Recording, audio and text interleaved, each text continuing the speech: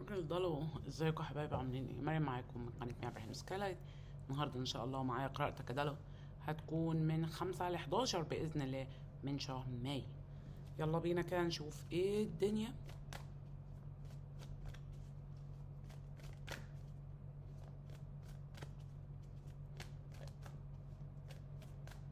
هاخد لك كده 5 كروت، بس اولا هاخد لك كارت من الماضي. كينج اوف كابس، ماشي. كارت من الماضي الكينج اوف كابس. اوكي،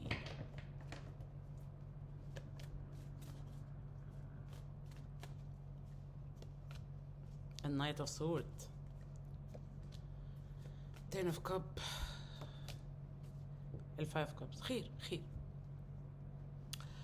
هو الحقيقة أنا حاسة هنا إن أنا شايفة أنت وحد، والحد دوت كأنه عامل كده، وأنت كأنك عامل إيديك كده عليه. هو أنا مش متعودة أشوف الدلو في الطاقة دي كتير. طاقة الاحتياج، طاقة أنا عايزك، طاقة أنت فين، طاقة ليه كده، طاقة حزن. ده كان الماضي الحقيقة. تعالى كده نشوف طاقة قراءتك.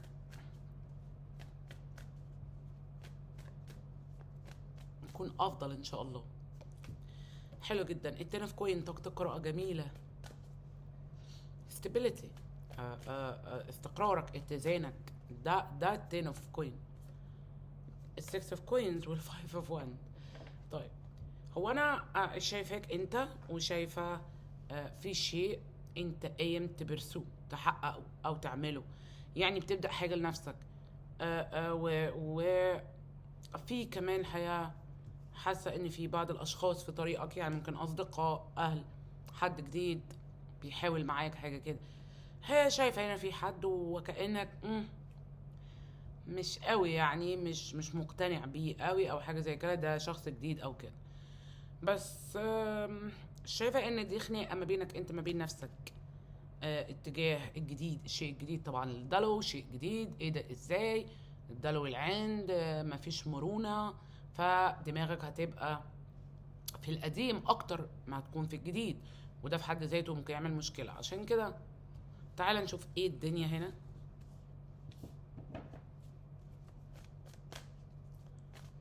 خمس كروت طاقة.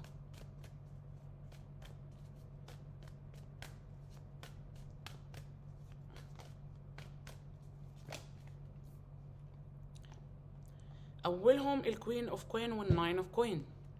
هنزل الكوين اوف كوين، هتبقى اول كارت طاقة ليك. تاني كارت، اول كارت تحليل هيكون الناين اوف كوين. ماشي، فاتح قلبك الحقيقة قوي. 8 اوف وان، هاي بريستس، النايت اوف وان والتري اوف وان. انا مش هقول انك مستني حد، لكن هقول انه مش سهل ان البني ادم لما يحب قوي يسيب او يبعد مرة واحدة او فجأة واحدة. بس انت بتحاول، في محاولات منك انك تمشي في طريق السعيدة، وانا حاسة بيها وشايفاها في طاقتك. هل انت حاسس بيها وشايفها؟ لان انا حاسة بيها وشايفاها في طاقتك، شايفة السعيدة وحاسة بيها. المهم انت دلوقتي هل حاسس بيها زي ما انا حاساها لك؟ اكيد اكيد حاسس بيها، ولو 10% حتى. بس لان في بعض التقل في طاقتك، فانت لسه ما شفتهاش 100%. عموما تعالى كده. غريبة قوي انا هنا مش الايت اوف كوين. خليني كده اشوف تاني كارت هيقول لك ايه. هيرميت، الهانجت مان، جادجمنت، التري اوف كوين، والامبرور. غريبة شوية اني شايفة هنا مش هقول الدلو بيحاول يقرب من حد، لا، الدلو يشعر بانه لوحده. الدلو عاوز يطلع من طاقة الوحدة ديت. انت عاوز تطلع من طاقة الوحدة دي وتمشي لقدام. هل الدنيا مساعداك؟ اعتقد في بعض المساعدة اللي انت حاسس بيها، وكأن الملايكة بيساعدوك، لكن كأشخاص حواليك ده يعمل لك مشغول، ده يعمل لك مش عارف ايه، ده يعمل لك بكره، ده بتاع، ده كذا، ده كذا. مع اني هنا من اول لتاني كارت الحياه شايفاك عاوز تبدا من جديد. اعتقد البدايه اللي هي من جديد دي مش تبقى سهله. بس انت مصمم انك تبدا من جديد لنفسك. طاقة تقيلة، طاقة تقيلة شوية يعني، وأعتقد في الماضي كانت أتقل، لكن دلوقتي بدأ الحمل يخف شوية، بدأت تتنفس شوية. أوكي، تعالى كده ندخل على تالت كارت. Six of Cups. أوكي،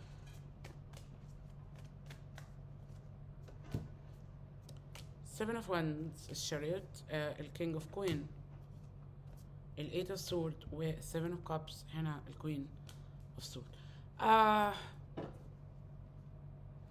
في حب كبير من قلبك لهذا الشخص، واعتقد هو برضو في حب، لكن المشكلة هنا في العلاقة ديت انه الحكاية مش حكاية مين بيحب مين اكتر، الحكاية حكاية مين بيدي اكتر. والحقيقة انا شفتك وشفت انك اديت كتير قوي.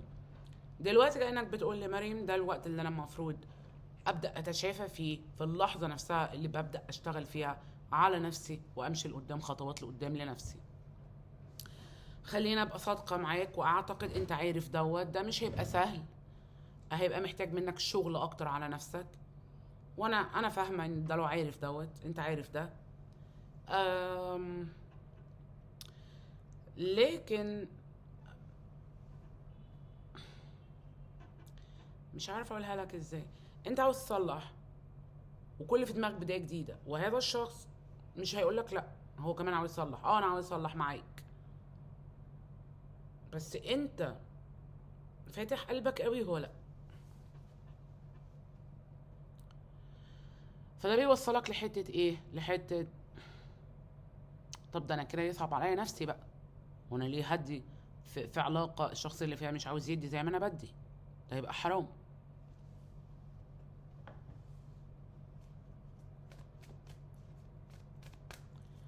انت صح.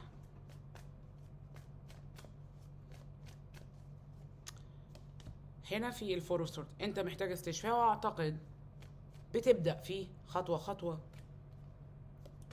7 اوف سورد، الكوين اوف كابس، النايت اوف كابس، الامبرس. هتبقى في منتهى القوه الفتره الجايه. اهدى بس، وهتشوف نفسك قوي جدا زي ما شفتش نفسك قبل كده. يعني هتبدا تشوف نفسك اقوى من اي وقت انت كنت فيه. هنا حب، قلبك مليان حب، بس برضو خليني اقول لك كانك بتقول لي هنا انا بحب نفسي، او بدات احب نفسي اكتر. انا عاوز بدايه ليا انا. اعتقد في وقت من الاوقات انت كنت، مش هقول قاطع تفكيرك عن الشخص ده، لا انت كنت منفصل تماما عاطفيا وقلبيا عن هذا الشخص، وكنت افضل. اقول لك الحقيقه، دلوقتي انت بدات تحس بالحب اللي انت اديته لهذا الشخص، وبدات تحس بالمشاعر، وده وجعك. كان لازم تحس بالمشاعر ديت عشان تبدا استشفائك، ده طبيعي جدا. ده درس، اعتقد درس، واعتقد انك عارف دلوقتي انك كنت بتتعلم درس في العلاقه دي، سواء العلاقه دي موجوده او مش موجوده. يعني الدرس يا جماعه مش هو شيء في علاقه خلاص العلاقه بتنتهي وعشان كده انت بتاخد درس، لا اطلاقا. الدرس بيبقى حتى في العلاقات اللي بتستمر مدى الحياه. مش كارتك الرابع هو الديفل، 5 اوف سورد، 8 اوف كاب. منساش ما تشافاش. محتاجه تشافى. الشخص دوت ضعيف قوي، ضعيف الحيله من جواه كده، تحسه شخص هش، مع انه عاوز يوريك ان هو شخص قوي. عاوز كل حاجه، حساه شخص جشع جدا. وانا اتكلمت في قبل كده كتير. كمان لبعض منكم تقريبا الشخص الوحيد، البرج الوحيد اللي فيه طرف تاني في العلاقه، في طرف تالت في العلاقه، هو الدلو في الاوقات دي، يعني في الطاقات ديت. لبعض منكم كمان في طرف تالت هنا، واعتقد ان الدلو عارف حاجه زي دي. فهنا لا، انت قدام شخص الحياه بيتحايل بالمشاعر على الناس، عاوز طول الوقت انتباه واتنشن. ما اعتقدش ان هو ده اللي انت عايزه، على الاقل دلوقتي. يعني اعتقد انت هنا في حته انا لازم اتحرر. واعتقد انت اتحررت على فكره، انت مش عارف ده. انت مش عارف انك فعلا اتحررت كتير جدا من مشاعر وطاقات الشخص ده، وكان سايبها فيك في وقت من الاوقات. دلوقتي انت مختلف. انت ده له مختلف. انت ده له شايل شيله صحيح فيها حمل كبير، لكن كارتك الخامس بيقول الفول. انت فاتح قلبك تماما دلوقتي وعاوز تاخد الدنيا بالحضن. هنا في الفور اوف كوين، الناين اوف كابس، الايس اوف كابس، في بدايه جديده للكوين اوف وانز. وبعد كده في التمبرنس، في بدايه جديده هنا. وانا حاسه ان البدايه ديت ما بينك، اولا ما بين نفسك، ثانيا ممكن انك تبص على الاوبشنز اللي قدامك. وانا قلت لك ان في حد هنا، في شخص هنا، فاحتمال انت هتبدا تبص على الفرص او ال الاختيارات اللي قدامك كاشخاص وهكذا، عشان تبدا تختار منها. ده لبعض منكم طبعا، يعني ليس لجميعكم، عشان بس نبقى فاهمين كده انه طبعا القراءه عامه. لكن بالفعل كتير منكم في اوبشنز، وانا ذكرت ده في اول كارت هنا في طاقه القراءه. الحكايه بس حكايه انت ونفسك، والطريقه اللي انت بتفكر بيها، والطريقه اللي انت هتبقى مصمم بيها على حاجه معينه او على حد معين، او هيبقى قدامك الجديد، وهيبقى قدامك الطريق الجديد، وانت هتبقى نوعا ما مشدود لطاقة الماضي او للطريق اللي انت اتعودت عليه. لان احيانا الحكاية كلها بتبقى نوع من انواع التعود. حب اكيد، بس لو انت قررت فجأة، لو انت بصيت حواليك فجأة واحدة وحسيت انك وحيد، لان هي دي الطاقة اللي انا شايفة ان انت فيها. التاروت بيقول كده، التاروت بيقول ان الدلو بدأ يبحث عن نفسه ويبحث عن شيء جديد في الطريق.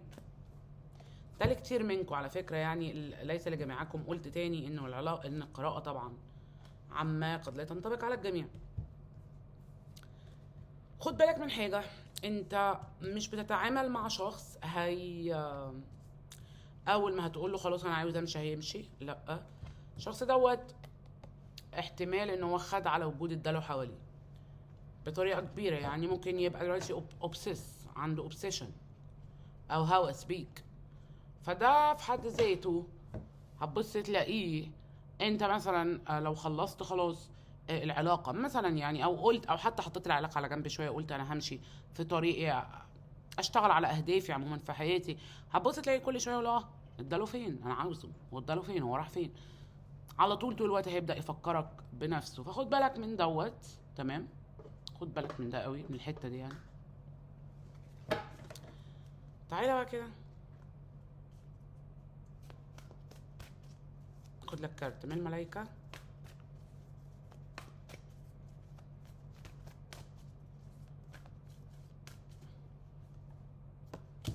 حلو قوي، التين اوف سمر. التين اوف سمر كارت رائع.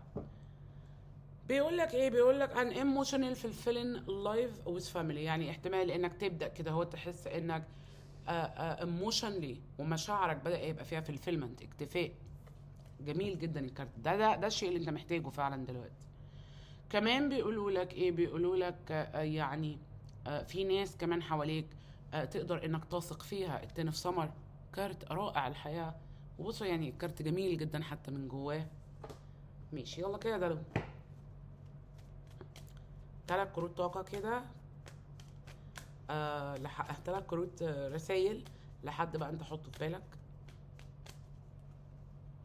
اولا هنا بيقول لك ممكن تسمعني، بيقول لك ان عنده كلام كتير عاوز يقوله لك، هل لو اتكلم هل هتصدقه؟ يلا كده كارت كمان من الشخص طبعا اللي حطيته في بالك. بيقول لك جيلوسي. بيقول لك هنا انه شخص غيور، وانه بالعافيه يعني بيقدر يتحمل غيرته. يلا حط بالك، اخد لك كارت كمان. انا لسه كنت بقول لك ايه؟ كنت بقول لك احتمال ان الشخص ده اوبسيس، احتمال ان هو بدأ يكون مهووس، وهنا فعلا هو بيقول لك كده. طبعا بشكر الدلو، بحبكم جدا، اشوفكم الاسبوع الجاي ان شاء الله وهتكونوا افضل. بيس.